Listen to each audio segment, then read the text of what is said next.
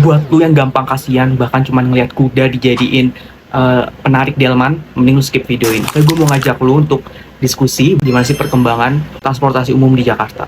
Jadi tuh zaman dulu transportasi umum pertama yang muncul di Jakarta atau dulu namanya Batavia itu adalah tram. Tapi tramnya itu bukan langsung tram yang pakai mesin gitu. Tram yang pakai kuda, lu bayangin. Kita aja kasihan ngeliat kuda kalau bisa dijadiin penarik delman. Ini dijadiin penarik tram, gerbong tram. Alkisah nih 10 Agustus 1967 nih ada ide dari orang keturunan Indo-Eropa namanya J. Babut de Mares.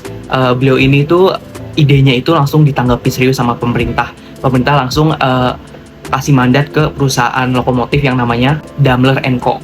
Terus mulai tuh 1867 mulai dieksekusi, dibikin tuh jalur tram.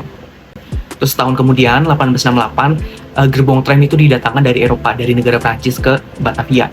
Kalau kudanya sendiri itu diimpor dari wilayah timur Indonesia kayak dari Sumba gitu. Nah akhirnya 1869 tuh udah mulai tuh tram dengan tenaga kuda beroperasi di Batavia.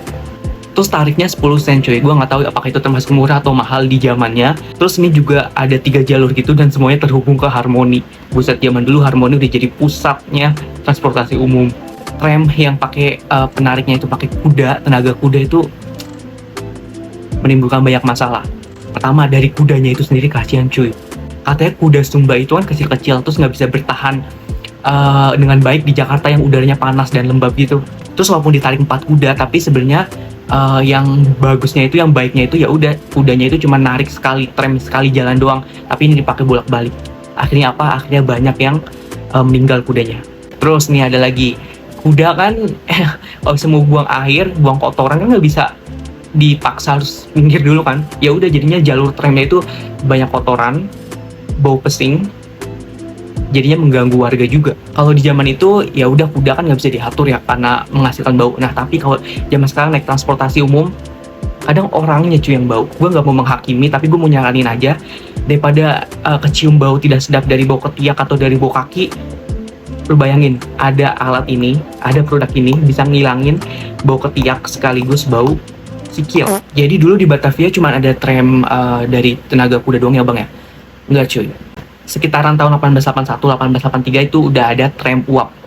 Ini tuh didatangkan dari perusahaan lokomotif di Jerman. Gerbong tram yang bisa dioperasikan dengan mesin uap. Tapi adanya tram dengan tenaga atau mesin uap ini ada rasisme cuy, ada pemisahan kelas.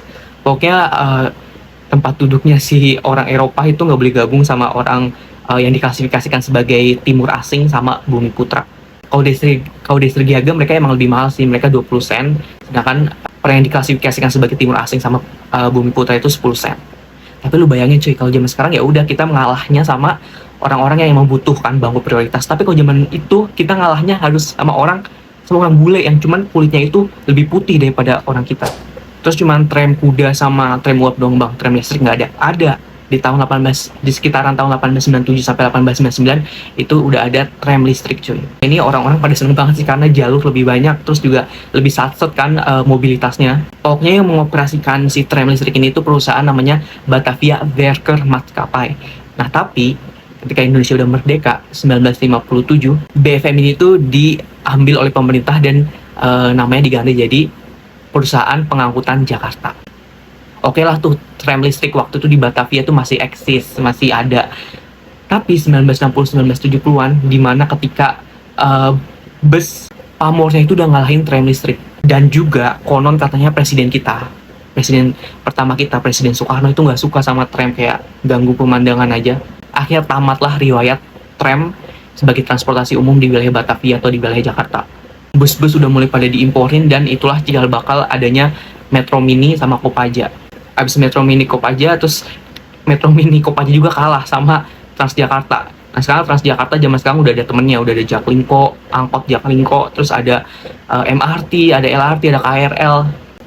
Sekarang emang udah lebih convenient dan termasuk murah juga. Cuman kita nggak boleh lupa cuy, zaman dulu orang-orang tuh pakai tram, terus juga mengorbankan tenaga kuda dan juga ada rasisme.